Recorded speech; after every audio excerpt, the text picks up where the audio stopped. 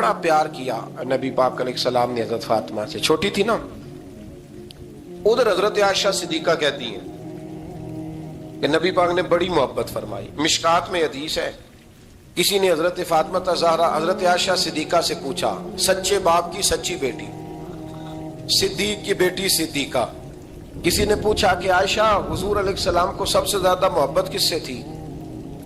تو حضرت عائشہ فرمانے لگی پوچھنے والی بات ہی کوئی نہیں، حضور سب سے زیادہ سیدہ فاطمہ سے پیار کرتے تھے۔ تو کہا پھر یہ بتائیں کہ مردوں میں حضور کو سب سے زیادہ پیار کس سے تھا؟ فرمایا یہ بھی پوچھنے والی کوئی بات نہیں، فاطمہ کے شوہر مولا علی سے۔ یہ حضرت عائشہ صدیقہ بیان کرتی ہیں ان کے شوہر سے۔ اب لوگ نا ترازو لے کے بیٹھے رہتے ہیں اور تولتے رہتے ہیں۔ پیر سید فیض الحسن شاہ صاحب آلو مہاروی رحمت اللہ علیہ، ان کے پاس بھی ایک بندہ چلا گیا تو اس نے کہا جی بتائیں حضرت عائشہ افضل ہے کہ حضرت فاطمہ؟ تو آپ فرمانے لگے تجھے یہ سوال ہی نہیں کرنا چاہیے تھا، اس لیے کہ تیرے اور میرے پاس کوئی ترازو موجود ہے۔ اس نے کہا جی نہیں آپ بتائیں، بتانا پڑے گا۔ آپ فرمانے لگے نہیں بتاتا، کہنے لگا نہیں بتائیں، فرمانے لگے چل میں ایک بات بتا دیتا ہوں، فیصلہ گھر جا کے کر لینا۔ اس نے کہا بتائیں۔ آپ فرمانے لگے کہ عائشہ بیٹی ہے ابو بکر صدیق کی اور فاطمہ بیٹی ہے نبی پاک کی۔ تو فرمانے لگے کہ ابو بکر کی جو بیٹی ہے نا وہ نبی پاک کی بیٹی سے افضل نہیں ہو سکتی۔ اور پھر فرمانے لگے کہ فاطمہ زوجہ ہے مولا علی کی اور عائشہ زوجہ ہے مصطفیٰ کریم کی۔ تو فرمانے لگے جو علی کی بیوی ہے وہ نبی کی بیوی سے افضل نہیں ہو سکتی۔ تو وہ کہنے لگا جی نتیجہ کیا ہے؟ فرمایا گھر جا کے نکال لینا، نتیجہ تو گھر جا کے نکال، یہاں ترازو پکڑ کے نہ بیٹھ۔ ہاں جو حضرت عائشہ نے کہا اس پر غور کر۔ حضرت عائشہ خود گواہی دیتی سب سے زیادہ حضور حضرت فاطمہ سے پیار کرتے ہیں۔ چھوٹی عمر تھی تو جناب خدیجہ، ذرا انداز دیکھیے گا بیٹی کی محبت کا۔ حضرت خدیجہ فرماتی ہیں حضور جب گھر آتے نا تو دروازے پہ کھڑے ہو کے اونچی آواز میں فرماتے السلام علیکم۔ کہتے ہیں حضور نہ سلام لیتے، میں جواب دیتی، اپنے گھر حضور آئے ہیں پر نبی پاک دروازے پہ ہی کھڑے ہیں۔ فرماتی ہیں کھڑے رہتے حضور، میں پھر تھوڑا ہنستی اور پھر میں کہتی فاطمہ سنتی ہو؟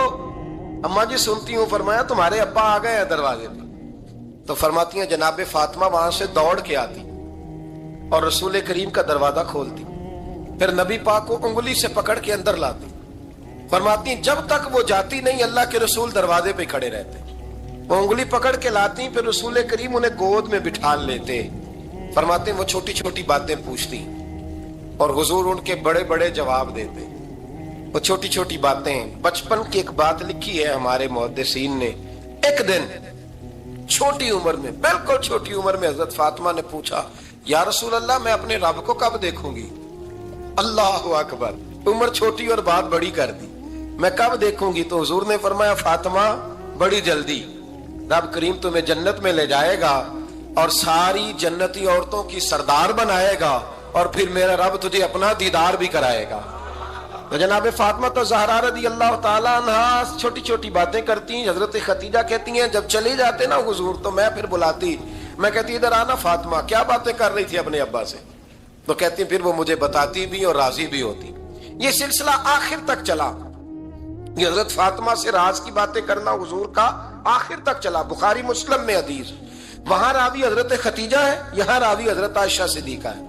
جناب عائشہ صدیقہ کہتی ہیں حضور کے وصال ظاہری سے کچھ دن پہلے خود نبی کریم علیہ السلام نے حضرت فاطمہ الزہرا کو بلایا، اور جب وہ آئیں تو کہتی ہیں ان کو میں نے آتے دیکھا تو میں نے پھر حضور کو ان کے استقبال کے لیے کھڑے ہوتے بھی دیکھا، پھر حضور نے ان کا ماتھا چوما، جہاں بیٹھے تھے وہاں بٹھایا، پہلو میں بیٹھ گئے اور فرماتی ہیں پھر باپ بیٹی باتیں کرنے لگے۔ میں کوئی چیز بنا رہی تھی تو جناب عائشہ کہتی ہے میں نے دیکھا کہ حضور نے ان کے کان میں کوئی بات کہی تو جناب فاطمہ رونے لگ گئی، پھر حضور نے کان میں کچھ کہا تو وہ مسکرانے لگی۔ کہتی ہیں حضور وہ بات کر کے تشریف لے گئے، فاطمہ ابھی بیٹھی تھی، میں آئی، میں نے آ کے کہا کہ فاطمہ بتاؤ نبی کریم علیہ الصلوۃ والسلام نے آپ سے کیا کہا؟ کبھی ہنستی تھی کبھی روتی تھی، تو فرمایا حضور نے منع کیا ہے، یہ میرا اور میرے نبی کا راز ہے، میں حضور کی حیات ظاہرہ میں یہ بات کسی کو بتا نہیں سکتی۔ فرماتی ہیں کہ فاطمہ سے تو میں نے پوچھ لیا پر حضور سے پوچھنے کی تو جرت ہی نہیں تھی نا۔ لیکن وہ راز کی بات تھی. کچھ دن گزرے تو حضور بیمار ہو گئے, پھر کچھ دن گزرے تو حضور کا وصال ہو گیا.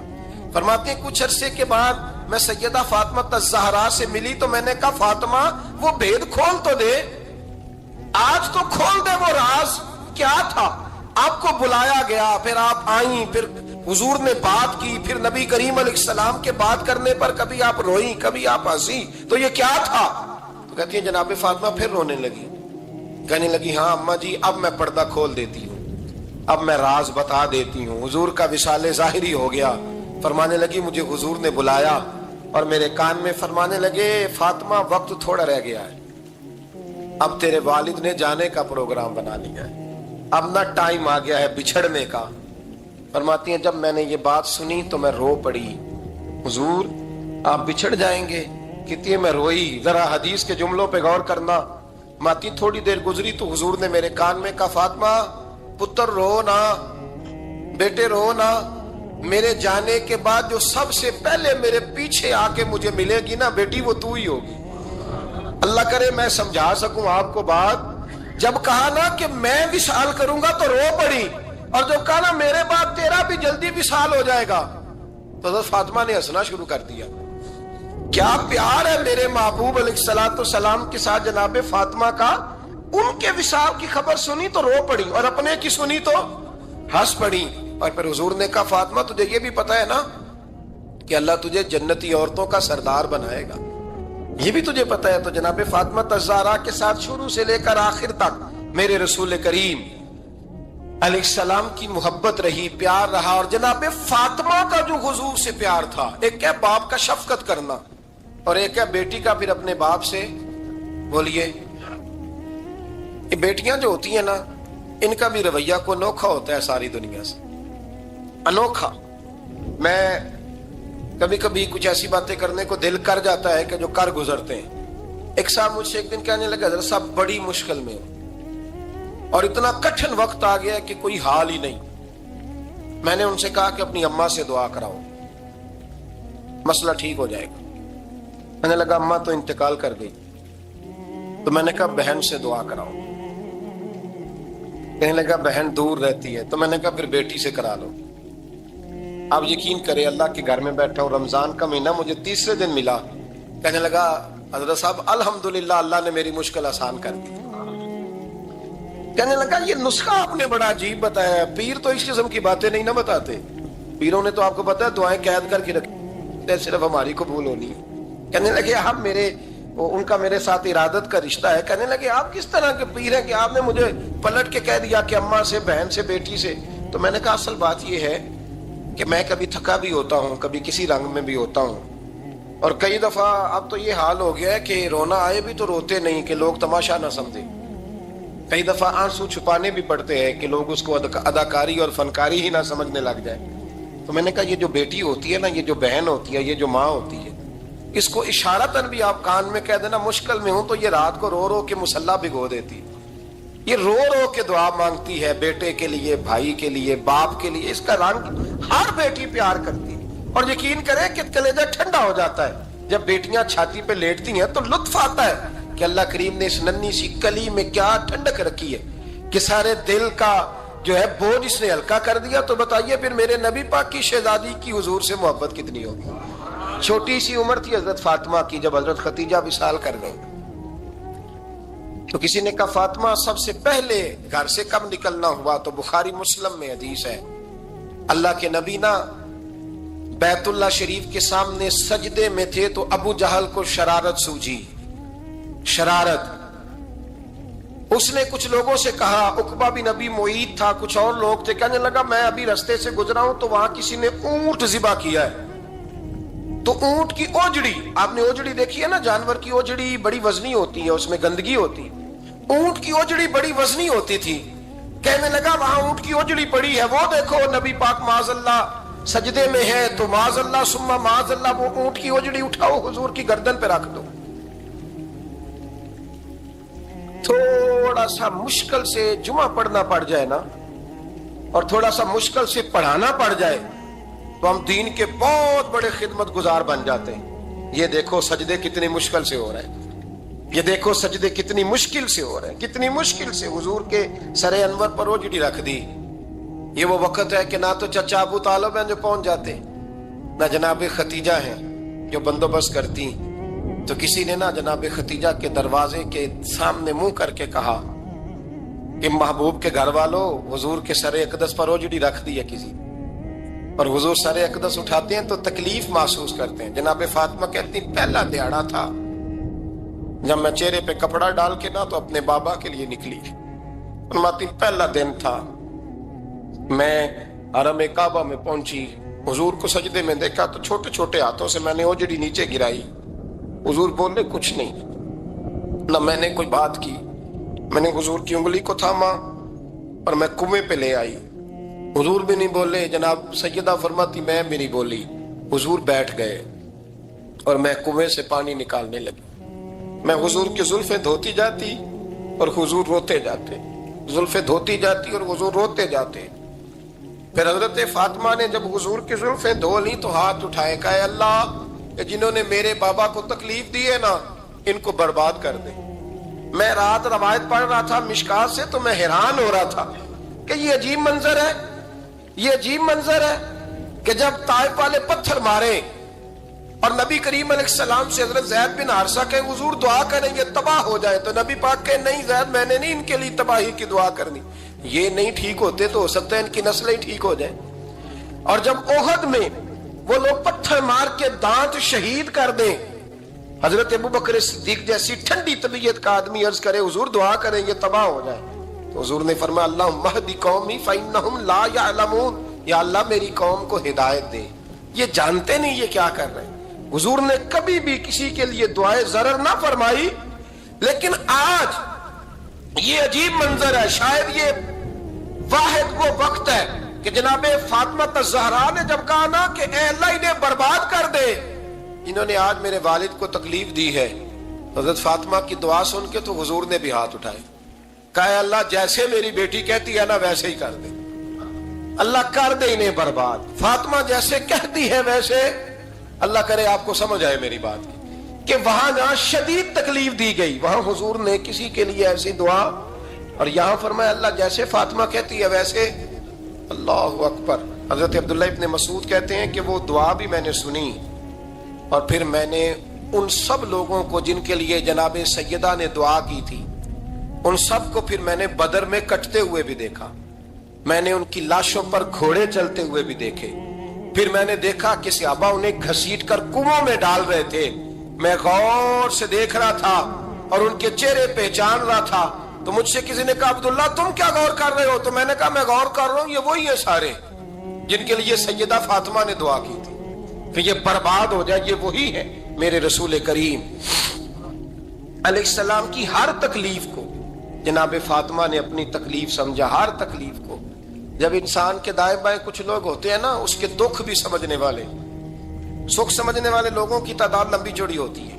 ہمارے زمانے میں ہمارے ہر آدمی کے ساتھ ذاتی مطالبات ہیں، ذاتی، تو جب تک وہ میرا مطالبہ پورا کرتا رہتا ہے میرا اس سے پیار رہتا ہے، اور جب وہ میری خواہشات پوری کرنی چھوڑ دیتا ہے پھر میرا اس سے کوئی رشتہ نہیں رہتا۔ میرے عزیز حضرت فاطمہ الزہرا کا کمال یہ ہے کہ انہوں نے میرے محبوب کا دکھوں میں ساتھ دیا، حضور کی تکلیف پر وہ تکلیف میں آتی، پریشان ہوتی۔ یہاں سے بات چلی 4-5 سال عمر مبارک تھی، حضرت فاطمہ کی کل عمر 29 سال ہوئی ہے۔ حضور کی عادت مبارکہ تھی جب سفر پہ تشریف لے جاتے تھے تو سب سے آخر میں سیدہ فاطمہ کے گھر جاتے، واپس آتے تو سب سے پہلے سیدہ فاطمہ کے گھر جاتے۔ مولا علی کہتے ہیں ایک دن میں نے عجیب نظارہ دیکھا، نبی کریم علیہ السلام سفر سے واپس آنے والے تھے، میں نے حضرت فاطمہ کو اطلاع دی کہ حضور آج پہنچ جائیں گے، تو انہوں نے گھر سارا صاف کیا، سجایا، سوارا، کھانا پکایا، لیکن فرماتی ہیں جیسے ہی حضور اندر داخل ہوئے نا گھر کے، جناب فاطمہ نے حضور کا چہرہ دیکھا تو ہاتھ پکڑ کے چومنے لگی، اور کہتے ہیں جب انہوں نے سر اٹھایا تو ان کا چہرہ سارا آنسوؤں سے بھرا ہوا تھا۔ رسول کریم نے بیٹی کے سر پہ ہاتھ رکھا، بٹھا لیا، فرمایا فاطمہ بیٹے رونے والی تو بات کوئی نہیں تھی، کیوں رو پڑی ہو؟ تو عرض کرنے لگی محبوبہ میں بچپن سے دیکھ رہی ہوں محنت کرتے، جد و جہد کرتے، مشقت کرتے، یا رسول اللہ آج آپ آئے ہیں تو آپ کے چہرے پر تھکاوٹ کے آثار ہیں، حضور وجود تھکا ہوا ہے۔ یا رسول اللہ میں نے ساری زندگی آپ کو کام کرتے دیکھا ہے، مدینے والے حبیب مجھے بتا تو صحیح کام کب تک کرنا ہے؟ کوئی وقت آئے گا جب آپ کی کمر بھی بستر سے لگے، کوئی ٹائم آئے گا آپ گھر میں بیٹھیں من پسند غذائیں کھائیں، حضور کب تک یہ جدوجہد کرنی ہے، کب تک یہ کام ہوگا؟ جناب فاطمہ فرماتی حضور نے میرے آنسو پوچھے۔ مولا کائنات شیر خدا فرماتے ہیں نبی کریم علیہ السلام فرمانے لگے فاطمہ تیرے باپ کی ڈیوٹیاں بڑی زیادہ ہیں، جب تک دنیا کے آخری کونے تک دین نہیں پہنچ جاتا اور جب تک اینٹیں اور پتھر بھی میرے دین کا پیغام سن نہیں لیتے اتنی دیر تک تیرا باپ جدوجہد کرتا ہی رہے گا۔ یہ بڑا مشکل کام ہے، یہ دین کا سفر، یہ دین کی جدوجہد، یہ دین کی تھکاوٹ آپ اپنی مرضی نہیں کر پاتے۔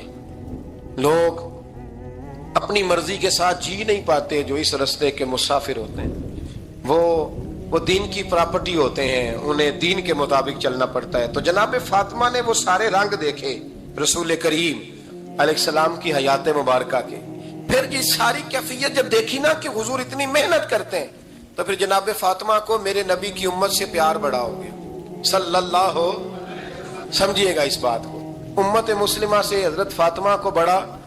امام حسن کہتے ہیں میری اماں سارے کام کرتی تھی گھر کے، اب تو شہزادے ہیں نا ہمارے بچے، کام اور بچی، یعنی بچی میکے سے واپس آتی ہے تو سب سے بڑا دکھڑا یہ سناتی ہے کہ وہ کام بڑا کراتے ہیں۔ یہی ہے نا دکھڑا؟ ہاں نہ تو کریں، سب سے بڑا دکھڑا کیا ہے؟ پتہ نہیں کیا کراتے ہوں گے، ہال نہیں چلوا لیتے کہیں یا کچھ چکی نہیں پسوا لیتے، پتہ نہیں کون سا ایسا کام ہے۔ اور میں آپ ناراض نہ ہو جانا، میں بھی بیٹی کا باپ ہوں، میں بھی بہنوں کا بھائی ہوں، میں بھی اس بات کو سمجھتا ہوں، لیکن ایک بات ذہن میں رکھنا، یہ بات نہیں ہے کوئی کرنے والی کہ سارے بچی کے ماں باپ جمع ہو کے پہنچ جاتے ہیں ہماری بچی جی کام بڑے کرتی ہے۔ مثلاً کیا کرتی ہے؟ کیا کرتی ہے وہ؟ آؤ میں بتاؤں میرے مصطفیٰ کی بیٹی کیا کرتی تھی۔ میں نے سینکڑوں دفعہ یہ بات کی ہے اور میرا دل کرتا ہے روزانہ کروں، پھر کرتا ہوں۔ دنیا میں کوئی اتنا غریب ہے جس کی بیٹی اتنا کام کرے کہ ہاتھوں پہ چھالے پڑ جائیں؟ ہے کوئی اتنا غریب تو اٹھ کے بتائے کہ میری بیٹی سسرال میں اتنا کام کرتی ہے کہ چھالے پڑ جاتے ہیں؟ میں دکھاتا ہوں، میرے رسول کی شہزادی کو چھالے پڑ جاتے۔ کچا مکان، جناب فاطمہ جناب فضا آپ کی لونڈی تھی، ان سے مٹی منگاتی اور گھر میں لیپا پوتی کرتی، پھر جھاڑو دیتی۔ امام حسن اور حسین کے درمیان پورے سال کا فرق نہیں، 11 مہینے کا فرق، دونوں بچوں کو سنبھالتی۔ جناب علی کی والدہ حضرت فاطمہ بنت اسد بوڑھی تھی، جناب فاطمہ وہ کھول کے نوکری کرتی کہ حضرت فاطمہ بول پڑتی، حضرت فاطمہ بنت اسد بول پڑتی، کہتی بیٹے فاطمہ میرا اتنا نہ خیال رکھا کر، تیرے اپنے بھی بچے ہیں۔ جناب فاطمہ فرماتی آپ صرف علی کی ماں تو نہیں نا، آپ میری بھی تو ماں ہے نا۔ یہاں بیبیاں فلسفہ بیان کرتی ہیں، وہ کہتی ہیں جی کس حدیث میں آیا ہے ساس سسر کی خدمت فرض ہے؟ میں نے کہا کسی میں بھی نہیں آیا۔ ہم کیا کہہ رہے ہیں؟ کسی میں بھی نہیں آیا، لیکن یہ تو آیا ہے نا کہ شوہر راضی ہو تو اللہ راضی رہتا ہے۔ تو اگر شوہر ماں باپ کی خدمت سے راضی ہوتا ہے تو کرو خدمت، اس کو تو راضی کرنا ہے نا، اس پر تو توجہ دو۔ حضرت فاطمہ پھر چکی پیستی، چکی یہ آسان جملہ نہیں، کہہ جاتے ہیں ہم، سن لیتے ہیں آپ۔ چکی پیس کر، جو پیس کر اس کا آٹا بنانا، پھر بچوں کے لیے کھانا پکانا۔ پھر ایک دن کہنے لگے علی آپ کی آمدن تھوڑی ہے، خرچے زیادہ، چرخہ نہیں لا دیتے؟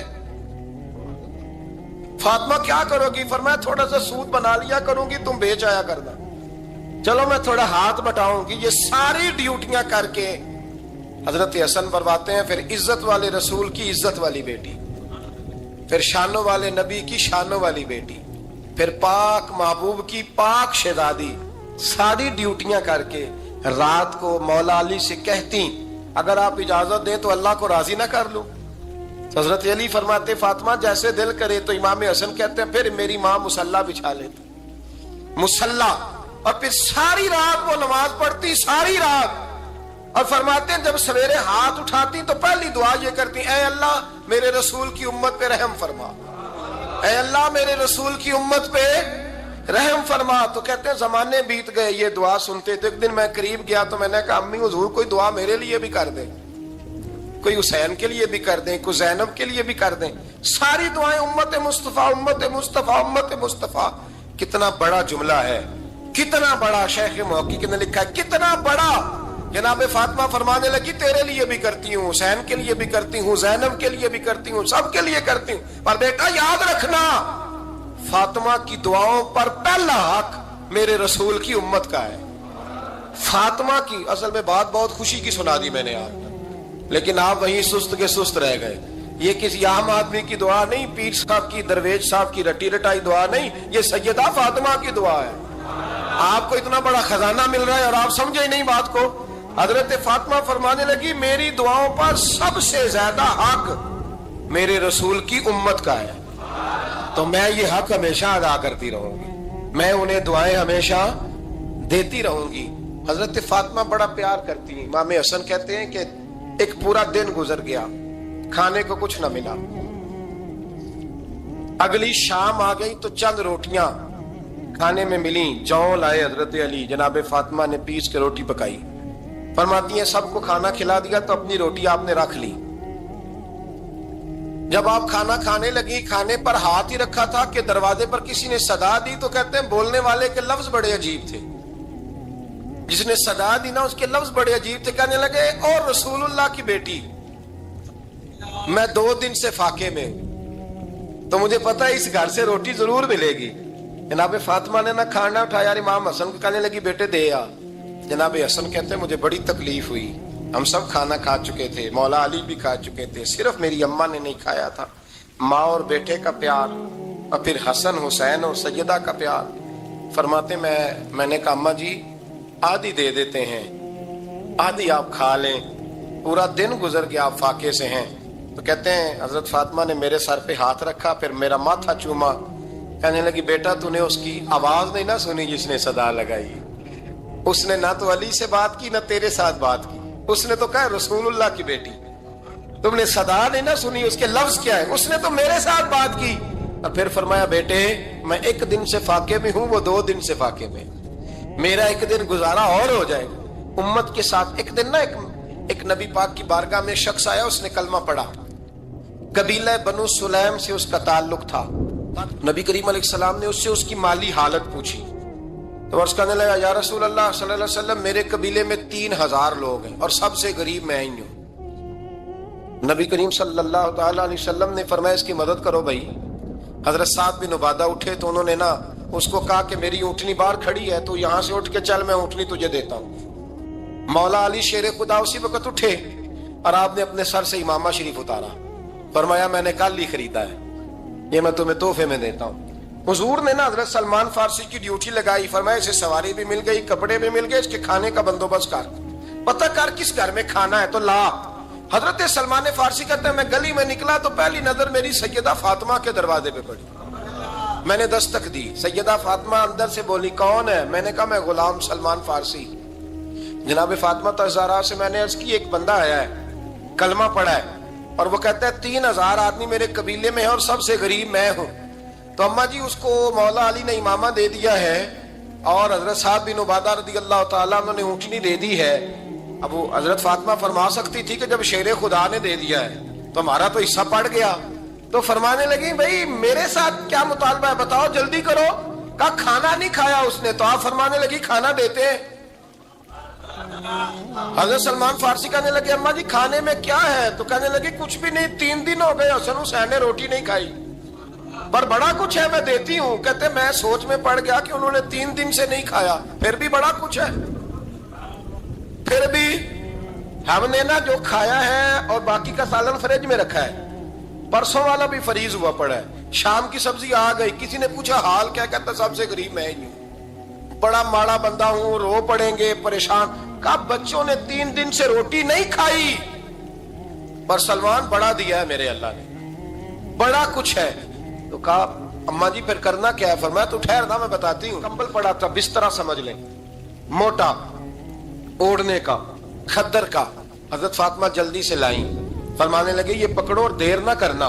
ये हमारी गली के कोने पे ना 2-4 घर छोड़ के तो एक यहूदी है, उसका नाम शमऊन है, वो इस तरह की चीजें गिरवी रख के या खरीद के ना तो पैसे भी दे देता है, जौ भी दे देता है, गंदम भी दे देता है, सिरका और खजूरें भी। उसे दे आ, اور وہ جو سامان دینا وہ میرے پاس لا، اور لا کے مجھے دے تاکہ میں جلدی سے اس آدمی کے لیے بندوبست کروں. پتہ نہیں بیچارہ کتنے دنوں کا بھوکا ہے، پتہ نہیں بیچارہ کتنے، اپنے بچوں نے 3 دن سے روٹی نہیں کھائی. لا نہ ذرا. حضرت سلمان فارسی کہتے ہیں میں نے تھوڑا توقف کیا کہ میں آپ کا بستر لے جاؤں، یہ کمبل لے جاؤں، تو فرمانے لگی حکم ہے میرا، وہ جانا پڑے گا. جناب سلمان فارسی کہتے ہیں میں شمون یہودی کے پاس گیا، میں نے کہا یہ کمبل لو، چاہے تو نگد پیسے دے دو، سامان خرید لیتے ہیں، اور چاہے تو اناج، جوں، سرکہ، کھجوریں جو تمہارے پاس ہے دے دو. وہ کہنے لگا یہ کس کا ہے؟ بڑا شاندار ہے، بڑا خوشبو والا ہے. تو کہا یہ مولا علی کے گھر سے آیا ہے، پاک بی بی نے دیا ہے کہ اس کو گروی رکھ لو اور مہمان کے لیے کچھ دے دو. کہا مہمان کون سا؟ کہنے لگے حضور کے پاس آ کے ایک شخص نے کلمہ پڑھا ہے اور وہ مسلمان ہوا ہے اور وہ غریب ہے، اس کو روٹی دینی ہے. تو وہ شمون یہودی کہنے لگا میں بھی تو رات پڑھا کرتا تھا، تو آج ہی سویرے میں نے پڑھا ہے، آج ہی سویرے پڑھا ہے، ابھی پڑھا ہے. میں بڑی دیر سے حضور آئے تھے پر میری آنکھوں پہ پردہ ہی رہ گیا. مقدر سکندر کا دیکھو کہ پیاسے چلے جا رہے ہیں کنارے کنارے، میں پیاسا ہی مرنے لگا تھا. آج ہی میں نے پڑھا ہے کہ جو آخری امت آئے گی نا، اس امت میں جو رسول اللہ صلی اللہ علیہ وسلم کے قریبی ہوں گے، ان کا کمال یہ ہوگا کہ وہ اپنا پیٹ پر پتھر باندھ کے دوسروں کی مدد کیا کریں گے. یہ میں نے آج ہی پڑھا ہے اور ابھی تو نے مجھے اس کا نظارہ کرا دیا ہے. کہنے لگا یہ چادر بھی لے جا، جوں بھی لے جا، سرکہ بھی لے جا، آٹا بھی لے جا، کھانا بھی لے جا، اور اس طرح کر کے میرے پاس سے نگد بھی لے جا. اور جناب فاطمہ سے کہنا یہ سارا کچھ رکھ لے، اور انہیں کہنا کہ مجھے پتا ہے آپ قبول نہیں کریں گی پر قبول کر لے، وہ آپ کا کمبل آیا ہے تو میرا دل نرم ہو گیا ہے، میں یہ قربانی بھی دیتا ہوں اور آپ کے باپ کا کلمہ پڑھ کے مسلمان بھی ہوتا ہوں. حضرت فضا کہتی ہیں، حضرت فضا بہت سے، اور جناب فاطمہ بڑی شفقت کرتی تھی ان کے ساتھ. جناب فضا کہتی ہیں ہمارے ساتھ ہی نا 2-4 گھر چھوڑ کے ایک یہودی مسلمان ہوا تو اس کے رشتہ داروں نے رشتے توڑ دیے، ناطے توڑ دیے، سارا خاندان مسلمان ہو گیا، لوگوں نے ملنا گلنا چھوڑ دیا. فرماتے ہیں کہ اس کی بیوی فوت ہو. علیہ السلام نے جب ان کو لے کے حضور داخل ہوئے تو جناب فاطمہ نے آنکھیں جھکا لی، پردہ کر لیا. تو حضور نے فرمایا بیٹی وہ تو نابینا ہے. تو عرض کرنے لگی حضور مجھے تو نظر آ رہا ہے نا. یعنی حضور نے جو ازواج کو کہا وہ بات کی. جناب فاطمہ کا جو انداز ہے وہ نرالا ہے. تو حضرت علی کہتے ہیں جناب فاطمہ نے جواب دیا کہ بہترین عورت وہ جسے نہ کبھی غیر محرم دیکھا ہو اور نہ غیر محرم نے کبھی، وہ بی بی نے بھی کبھی غیر محرم بندہ نہ دیکھا ہو، دیکھا ہی نہ ہو اس نے. یہ پوائنٹ ذرا مشکل ہے، سمجھنے والا ہے. تو حضرت علی کہتے ہیں میں وہاں سے گردن جھکائی اور بیچ آ کے بیٹھ گیا، بات ابھی جاری تھی. حضور نے فرمایا آتا ہے کسی کو جواب؟ تو کہتے ہیں میں نے ہاتھ کھڑا کیا، میں نے کو حضور آتا ہے. تو حضور مسکرا پڑے، فرمایا چل بتا. میں نے عرض کی حضور بہترین عورت وہ ہے کہ نہ کبھی اسے غیر محرم نے دیکھا ہو نہ اس نے کبھی غیر محرم دیکھا ہو. تو حضرت علی کہتے ہیں شاباش مجھے ملنی چاہیے تھی نا. حضور مسکرا پڑے، کہنے لگے میں نے تو پہلے ہی کہا ہے فاطمہ تو بدا تو منی، فاطمہ میرے جگر کا ٹکڑا ہے، میں نے تو بڑا پہلے کہہ دیا ہے. تو کہتے ہیں صحابہ میری طرف دیکھنے لگے کہ یہ تو تعریف فاطمہ کی ہونے لگ گئی ہے. تو میں نے کہا کیا کریں، اس محبوب کو بتایا ہے جس کے لیے اللہ نے کوئی پردہ رکھا ہی نہیں، سارے پردے کھول دیے. حضرت فاطمہ کے وصال کا وقت آیا، انتقال کا. تو حضرت اسماء بنت امیس کو بلایا اور بلا کے فرمانے لگی تو مجھے غسل دینا اور سوائے میرے شوہر مولا علی کے کسی اور سے مدد بھی نہ لینا. اور فرمانے لگی میں نے حبشہ کے بارے میں سنا ہے کہ وہاں جب بیویوں کا جنازہ اٹھتا تھا تو وہ لوگ چارپائی کے اوپر یوں کر کے اس طرح کر کے لکڑیاں لگاتے تھے، نیچے باندھ لیتے تھے اور لکڑی میں لچک ہو تو اوپر جا کے پھر اس کو باندھ دیتے تھے تو پردہ بن جاتا تھا. فرمایا میں نے علی کو بتا دیا ہے، تمہیں بھی بتا رہی ہوں، جنازہ میرا رات کو اٹھانا اور لکڑیاں لگا کے نا تو اوپر پردہ کر لینا، میرے وجود پر پڑی ہوئی چادر پر بھی کسی کی نظر نہیں پڑنی چاہیے. رات کو جنازہ اٹھانا اور رات کو مجھے دفن کر دینا. مدینہ منورہ میں حضور کے وصال ظاہری کے 6 ماہ بعد جناب فاطمہ الزہرا کا جنازہ اٹھا تو مسجد نبوی شریف سے ایک شخص اپنی داڑھی آنسوؤں سے بھگوتا ہوا نکلا. حضرت ابوبکر صدیق نے کھڑا کر کے پوچھا کہ او نبی پاک کے چچا عباس روتے کیوں ہو؟ حضرت عباس کہنے لگے پہلے حضور گئے تھے، اب نبی پاک کی تصویر بھی چلی گئی۔ کیا ہوا؟ کہ جناب فاطمہ کا وصال ہوا، پھر سے ایک دفعہ مدینے میں رات آئی، پھر سے شام ہوئی، پھر سے جنازہ اٹھا۔ شیر خدا علی المرتضیٰ رضی اللہ تعالیٰ عنہ نے، حضرت عباس نے، حضرت قسم الدین عباس نے، حضرت عبداللہ ابن عباس نے تدفین سے فارغ ہوئے۔ ایک روایت ہے کہ حضرت عباس نے جنازہ پڑھا، اور ایک مستند روایت ہے کہ حضرت ابو بکر صدیق نے جنازہ پڑھایا۔ اور جب جنازہ پڑھا کر کے باہر نکلے تو حضرت علی شیر خدا کی آنکھوں میں آنسو تھے۔ اتنے کالی روتے کیوں ہو؟ فرمانے لگے صرف فاطمہ نہیں گئی، مصطفیٰ کریم کی امت کے لیے دعائیں کرنے والا ایک بڑا ہاتھ رخصت ہوا ہے، ایک بڑا ہاتھ۔ جناب فاطمہ الزہرا نے 29 سال کی عمر مبارک گزاری۔ میں نے پہلے بھی ایک دفعہ یہ موضوع بیان کیا تھا تو میں نے بات کر دی تھی، کیونکہ میں نے نہیں کی، وہ بات کسی اور کی ہے، کرنی بڑی ضروری ہے۔ علامہ اقبال کہنے لگے، اسرار بے خودی میں لکھنے لگے کہ فاطمہ جو تو نے کیا ہے وہ کوئی نہیں کر سکتا۔ اقبال کہنے لگے فاطمہ جب تجھے دیکھتا ہوں نا تڑپ اٹھتا ہوں۔ کہنے لگے اے فاطمہ میرے رسول کریم نے نا میرے پاؤں میں شریعت کی زنجیریں باندھ دی ہیں، اگر مجھے شریعت منع نہ کرتی، حضور پابند نہ کرتے تو میں کعبے کا طواف نہ کرتا، تیری قبر کا طواف کرتا۔ فاطمہ تو نے 29 سال میں وہ انقلاب برپا کیا، امت پر وہ رحمت کی۔ علی کے گھر کی ہے عزت، علی سے سنتے ہیں، نبی کے گھر کی ہے عزت، نبی سے سنتے ہیں۔ وہ جس نے معزز کیا گھرانے کو، حسین پال کے جس نے دیا زمانے کو۔ اور میرے اعلیٰ حضرت فرماتے ہیں سیدہ زاہدہ طیبہ طاہرہ۔ کبھی آپ اگلا فقرہ سنیں نے تو بریلی کے امام نے حد کر دی، فرمانے لگے جان احمد کی راحت پہ لاکھوں سلام۔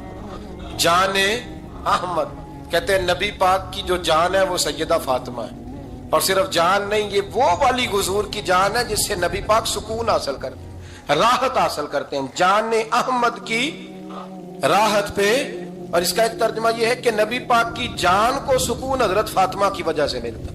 جان احمد کی راحت پہ لاکھوں سلام۔ اور حضرت حسنین کریمین کا ذکر کرتے ہوئے فرماتے ہیں آب تطہیر سے جس میں پودے جمے۔ حضرت فاطمہ کے بارے میں کچھ روایتوں میں یہ آتا ہے کہ عورتوں کی طرح انہیں حیض نفاس نہیں آتا تھا، اللہ نے پاک پیدا فرمایا، اور مولا علی تو پہلے ہی پاک ہے۔ تو فرماتے ہیں یہ جو بچے ہوئے نا یہ آب تطہیر سے جس میں پودے جمے۔ یہ بریلی کے امام کی محبت ہے سیدہ فاطمہ سے اور حسنین کریمین سے۔ کیا انداز ہے! کہنے لگے آب تطہیر سے جس میں پودے جمے، اس ریاض نجابت پہ لاکھوں سلام۔ اس ریاض، پتہ نہیں کہاں بیٹھ کے لوگ اہل بیت کی شان بیان کرتے ہیں، اہل بیت کی شان سننی ہے تو بریلی کے امام سے سنو۔ اس ریاض نجابت پہ کہتے ہیں حضرت فاطمہ صرف پاک نہیں، پاکیزگی کا پورا باغ ہے، پورا، یعنی ان کی چھاؤں بھی پاک ہے، ان کا سایہ بھی، ان کا پھل بھی، ان کی ٹہنیاں بھی، بولے تو صحیح یار، ان کی ٹہنیاں بھی، ان کی زمین بھی، اس ریاض نجابت پہ لاکھوں سلام۔ نبی پاک صلی اللہ تعالی علیہ وسلم کی نگاہ فیض سے جن لوگوں کی تربیت ہوئی اور پھر انہوں نے اپنے علم سے، اپنی حکمت سے، اپنی دانائی سے اور اپنی بے پناہ جرت اور بہادری سے دنیا میں بہترین نمونہ چھوڑا، ان میں سے ایک بڑا نام حضرت مولا علی شیر خدا کا ہے۔ بالعموم ہم یہ دیکھتے ہیں کہ جو لوگ بہت زیادہ بہادر ہوتے ہیں نا، میدانوں کے ہوتے ہیں، لڑنے، جہاد کرنے، جد و جہد کرنے کا مزاج رکھتے ہیں، ان کا علم سے شغف نہیں ہوتا، پڑھنا لکھنا، دانائی کی بات کرنا، حکمت کی بات کرنا ان کا کام نہیں ہوتا، وہ تو میدان کے لوگ ہیں۔ اور جو لوگ کتاب کے، علم کے، اس معاملے کے ہوتے ہیں، ان میں کئی دفعہ ایسا ہوتا ہے اللہ ماشاءاللہ کہ وہ لوگ کتاب کے تو ہوتے ہیں، علم حکمت کے تو ہوتے ہیں، لیکن میدان کے اندر تلوار لے کے بنفس نفیس شامل ہونا ان کے بس کی بات نہیں ہوتی۔ لیکن تاریخ میں حضرت مولا علی شیر خدا ایک عجیب فضیلت والی شخصیت ہیں کہ وہ اگر علم کی بات کریں تو ان سے زیادہ دانا کوئی نہیں، حکمت کی بات کریں تو ان سے زیادہ بہترین بات کرنے والا کوئی نہیں. ان کے پاس بیٹھا جائے تو انسان کی تربیت کرنے والا ان سے اچھا مربی نظر کوئی نہیں آتا. یہ ساری باتیں بھی مسلمہ ہیں، لیکن اگر وہ تلوار لے کے میدان میں نکل آئیں تو دیواریں ہلتی رہتی ہیں اور در کانپ جاتا ہے، اور علی کا نام سن کے اب بھی خیبر کانپ جاتا ہے. تو ایک تو حضرت علی شیر خدا رضی اللہ تعالیٰ عنہ کی زندگی میں یہ دو باتیں کہ علم، حکمت، دانائی، جذبہ، شوق جہاد کے لیے، اور پھر میدان کے اندر ثابت قدمی. اور تیسری بات جو بڑی متاثر کن ہے اور اپنی طرف کھینچتی ہے وہ یہ ہے کہ ان کی سادگی، ان کا عجز، ان کا خلوص، ان کا بالکل نارمل زندگی گزارنا، عام لوگوں کی طرح اپنے روزمرہ کے معاملات کو سر انجام دینا. جو آدمی کسی غیر معمولی حیثیت کا مالک ہو جاتا ہے نا، اس کا اٹھنا بیٹھنا عام لوگوں جیسا نہیں رہتا. اس کا کچھ نہ کچھ پروٹوکول ہو جاتا ہے، کچھ نہ کچھ اس کی آؤ بھگت ہو جاتی ہے. دو چار لوگ اس کے لیے کھڑے ہونے لگ جائیں تو اس کے ذہن میں بھی بات آتی ہے کہ میں کچھ چیز ہوں، اللہ معاف فرمائے. لیکن بالکل ایک سادہ زندگی، عام لوگوں کے لیے دستور عمل، یہ تین باتیں بڑی متاثر کن ہیں. آپ دیکھیے، سب سے پہلے تو ایک بات سمجھیں، اللہ تعالیٰ نے قرآن مجید میں فرمایا کہ ان الذین آمنوا وعملوا الصالحات سیجعل لهم الرحمن ودا. فرمایا بے شک وہ لوگ جو ایمان لائے اور جنہوں نے نیک اعمال کیے، رحمان لوگوں کے دلوں میں ان کی محبت پیدا فرما دے گا. حضرت عبداللہ ابن عباس رضی اللہ تعالیٰ عنہ فرمایا کرتے تھے اس آیت کا پہلا مصداق حضرت علی شیر خدا ہیں. کیوں؟ اس لیے کہ حضرت علی شیر خدا فرماتے ہیں، بخاری مسلم میں فرماتے ہیں، مجھے قسم ہے اس ذات کی جس نے زمین چیر کے دانہ پیدا کیا ہے، مجھ سے رحمت عالم صلی اللہ علیہ وسلم نے وعدہ فرمایا کہ علی یاد رکھنا تم سے صرف مومن ہی پیار کرے گا، اور جس سینے میں تمہارا بغض ہوگا وہ سینہ مومن کا نہیں منافق کا ہوگا. تم سے مومن پیار کریں گے، مومنوں کے دلوں میں کشش ہوگی تمہارے لیے، ان کے سینے کشادہ ہوں گے تمہارے حق میں. حضرت مولا علی شیر خدا کی محبت، ان کا نام آئے تو دل ٹھنڈا ہو جائے، آنکھوں میں روشنی آئے، چہرہ روشن ہو جائے، تو معنی یہ ہے کہ ایمان مضبوط ہے دل میں. اور اگر بندہ کمزور ہونے لگ جائے، اگر اس کی کیفیات کوئی اور رنگ پیش کرے، تو معنی یہ ہے کہ ایمان سینے میں مضبوط نہیں ہے. حضرت علی شیر خدا سے حضور کا جو قربت کا تعلق دیکھیں، کچھ لوگ ایسے ہوتے ہیں کہ جن سے قربت ہوتی ہے. آپ نے کبھی دیکھا ہے ہر بندے سے مل کے بندہ رو نہیں سکتا، ہر بندے کو دیکھ کے رونا آتا نہیں، لیکن کچھ لوگوں سے روح ملتی ہے نا کسی کی، تو ویسے کبھی وہ بندے مل جائیں نا، دل کرتا ہے تینوں سامنے بٹھا لاں، تیرے درد پرانے چھیڑاں. کچھ لوگ ایسے ہوتے ہیں جن کے ساتھ حضور تشریف فرما ہیں، حضرت علی شیر خدا کہیں گئے ہوئے ہیں، تو محبوب کیا فرماتے ہیں؟ فرماتے ہیں اللہ اس وقت تک میرے پاس حضرت اسرائیل کو نہ بھیجنا جب تک میں علی سے ملاقات نہ کر لوں. دعائیں ہو رہی ہیں کہ میری جب تک ملاقات نہ ہو جائے میرا جانے کا وقت نہ آئے. مشکات میں حدیث موجود ہے. تو سرور کائنات علیہ السلام کا جو ان کے ساتھ قربت ہے، حضور کا جو ان سے پیار ہے، حضور نے ہر مہاجر کو ایک انصاری کا بھائی بنایا. انصار کے اندر حضور نے بھائی چارہ قائم فرمایا، اور یہ تاریخ کا وہ والا بھائی چارہ ہے جس کی نہ اس سے پہلے کوئی مثال ہے، نہ قیامت تک دوبارہ کوئی مثال دی جا سکتی ہے. بھائی جب سگے بھائی جب شادی شدہ ہو جاتے ہیں نا، تو ان کی اپنی اپنی جیبیں ہو جاتی ہیں، اپنی اپنی گفتگو ہو جاتی ہے. 6 ماہ کے بچے کے بارے میں بھی وہ کہنے لگ جاتے ہیں میں نے بچوں کا بھی تو کچھ بنانا ہے نا. انہیں بالکل اب وہ چیزیں نظر آنی بند ہو جاتی ہیں جس میں والدین اور بہن بھائی شامل ہوتے ہیں. وہ کہتے ہیں میرے بھی تو بچے ہیں. لیکن یہ بھائی چارہ مہاجرین اور انصار کا اتنا زبردست اور معنی خیز ہے. حضور نے بھائی چارہ قائم فرمایا. سگے بھائیوں کو وراثت دینا مشکل ہوتا ہے. بڑا کہہ رہا ہوتا ہے کمائی تو میں نے کی تھی، چھوٹا کہہ رہا ہوتا ہے کہ باہر تو پہلے میں گیا تھا، جھگڑے. لیکن یہ تاریخ اسلامی کا وہ بھائی چارہ ہے کہ جن میں برادری، قبیلہ، رنگ، نسل، علاقہ ایک نہیں. پر ہزاروں قومیں وجود میں آئیں دہر میں خشک و تر کے رشتے سے، ہم نے بنیاد دوستی رکھی یاد خیر البشر کے رشتے سے۔ اور اقبال نے جن انداز میں اس مضمون کو بیان کیا ہے وہ انداز ہی نرالا ہے۔ اقبال فرماتے ہیں خاص ہے ترکیب میں قوم رسول ہاشمی، بننے میں کوئی خاص، ان کی ترکیب ہی کوئی خاص ہے۔ حضور نے بھائی بھائی بنا دیا۔ اب بھائی جن کو دینی اسلامی مذہبی بھائی بنایا ہے وہ دوسرے بھائی کے بارے میں کیا ذہن رکھتا ہے؟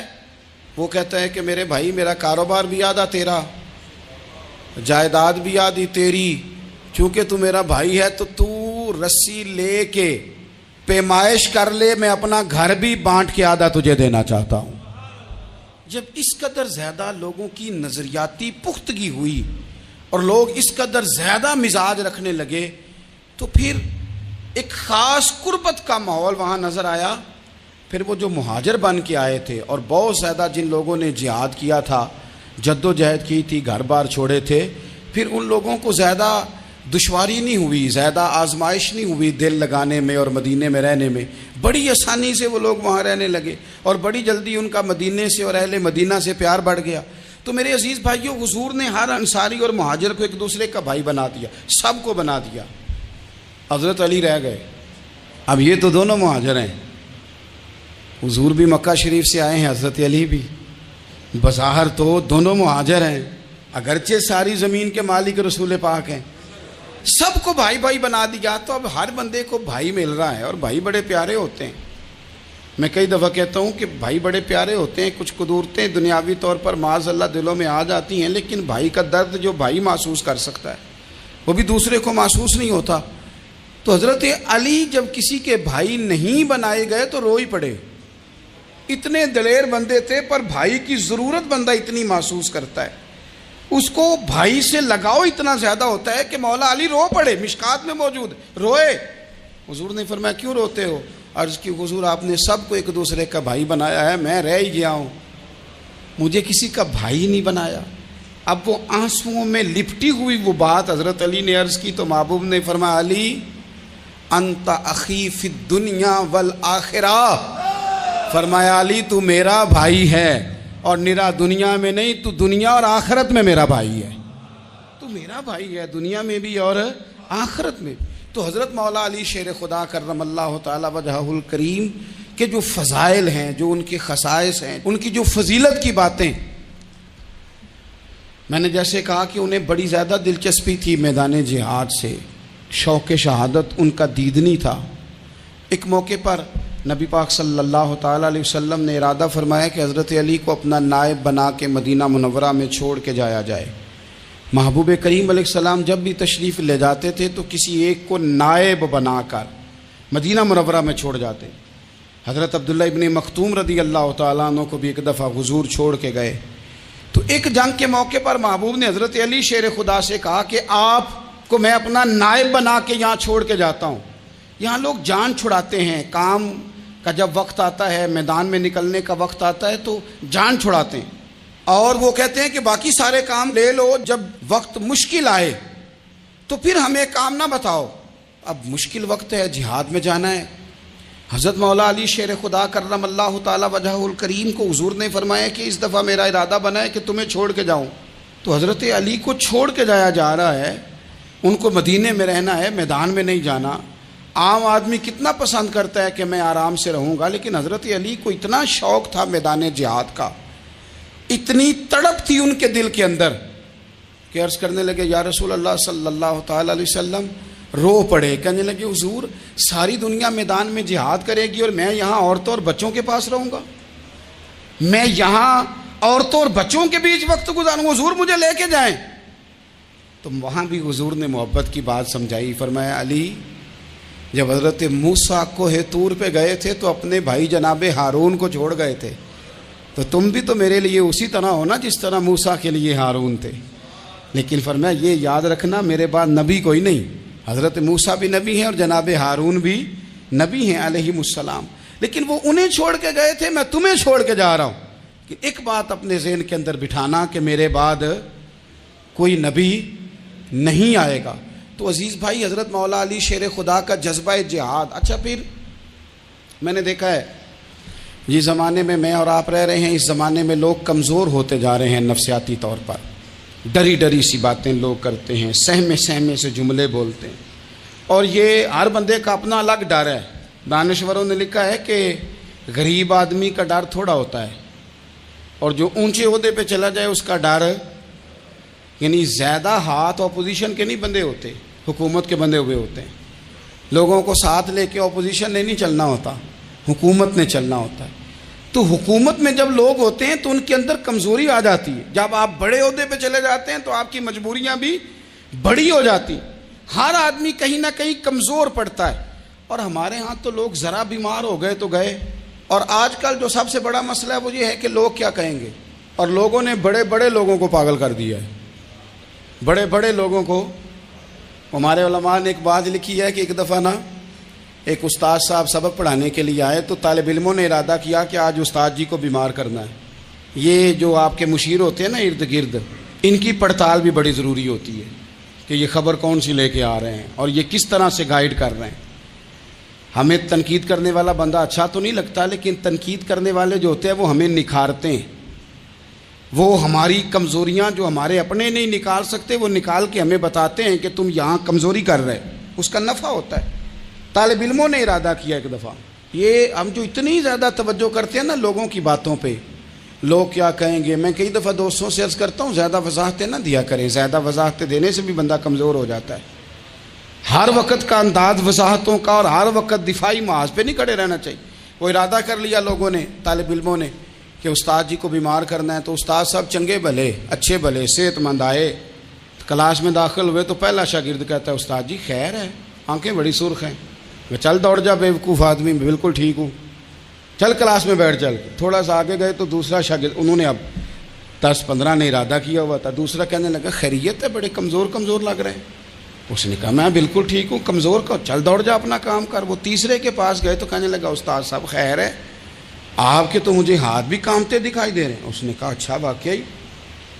اب چوتھے نے بھی یہی بات کی، پانچویں نے یہی بات کی. تو آدھا گھنٹہ گزرا تو استاد جی کو سچ مچ بخار چڑھ گیا، تو چھٹی پہ چلے گئے. کیوں؟ باتوں پہ توجہ ہے نا. لوگوں کے سامنے ہم لوگوں کی باتوں کے مطابق اپنے معاملات کو ترتیب دیتے ہیں نا. کچھ لوگ سوشل میڈیا دیکھ کے نظریہ قائم کرتے ہیں، کچھ ہوا دیکھ کے نظریہ قائم کرتے ہیں. وہ قائد اعظم محمد علی جناح کی ایک بات نہیں بھولتی کہ انہوں نے کہا تھا، ہندو لیڈر جو تھا جس کو لوگ گاندھی کہتے تھے، اس سے کہا تھا تیری اور میری سیاست میں فرق ہے، تو لوگوں کا رجحان دیکھ کے فیصلہ کرتا ہے، اور میں، قائد اعظم کہنے لگے، میں فیصلہ کر کے لوگوں کا رجحان ادھر کر دیا کرتا ہوں.